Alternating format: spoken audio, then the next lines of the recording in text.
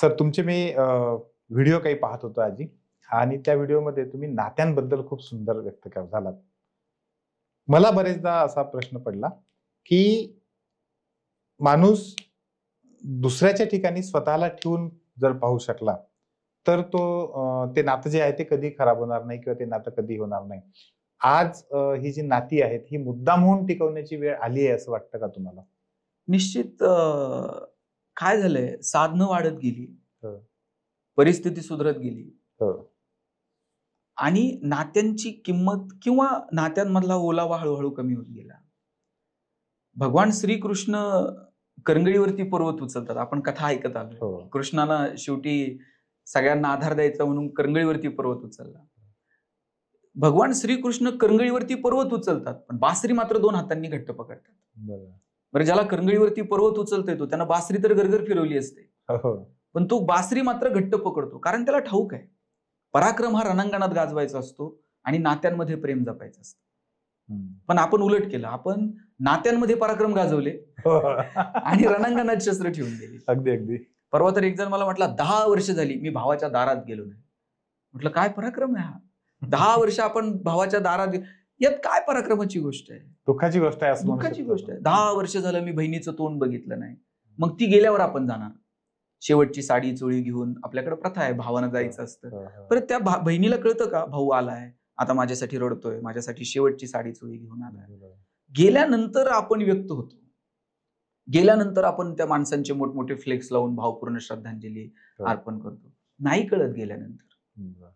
गेल्यानंतर त्या शरीराला अग्नी दिला, त्या अग्नीचा दाह कळत नाही. तर त्या मांडीचा स्पर्श कळेल का?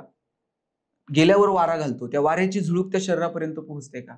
गेल्यानंतर प्रथा परंपरा म्हणून तुम्ही ते व्यक्त होता, ठीक आहे, पण गेल्यानंतर ते नाही कळत त्या व्यक्तीला. म्हणून जोपर्यंत माणसं जिवंत आहेत तोपर्यंत ती नाती टिकवण्यासाठी कुणीतरी पुढाकार घेतला पाहिजे.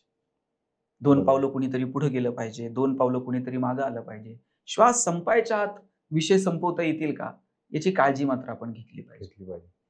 सर, ही नाती जपण्यामध्ये इगो जो आहे आपला प्रत्येकाचा, तो इगो खूप मोठा शत्रू असतो. हा इगो कसा तयार होतो नेमका, आणि हा इगो जर काढून टाकायचा असला तर सर्वसामान्य माणसानं काय केलं पाहिजे? तुकाराम महाराजांचा गोड अभंग आहे, अहंकार गेला तुका म्हणे देव झाला. अच्छा. आणि अहंकार आला तुका म्हणे वाया गेला. इतक्या समर्पक शब्दात तुकोबरायांनी सांगितलंय. आपल्या सगळ्या दुःखाचं मूळ जर काय असेल ना तर ते अहंकार आहे. नाती तुटण्याचं कारण तर काय? अहंकारच आहे. कोणाचं तरी तुम्ही म्हटलात तसा इगो दुखावला जातो आणि मग नाही त्याच्या दारात जाणार. बरं, इकडं आपलं नुकसान झालं तरी मग, आणि बहुतांशी हे इगो आहेत ना नात्यांमध्येच पाळले जातात. बरोबर. तुम्ही इतरत्र समाजात जिथे फायदा आहे ना तिथं अपमान अहंकार सगळं दूर ठेवून तुम्ही कुणाच्या 10 वेळा पाया पडाल फायद्यासाठी. पण नात्यांमध्ये मात्र मग तिथे तोटा झाला तरी आम्ही नको त्याच्या पाया पडू. पण भाऊ एखादा शब्द मोठा काही बोलला असेल ते मात्र आम्ही मनाला लावून धरू. माणूस नात्यांमध्ये अहंकार बाळगतो. इतर स्वार्थाच्या ठिकाणी बहुतांशी आपण ते सगळं बाजूला ठेवून माघार घ्यायला तयार असतो, पण नात्यांमध्ये मात्र आपण हा अहंकार एखाद्याला कशा पद्धतीने काढून टाकता येईल? हलकं व्हावं माणसानं, व्यक्त व्हावं.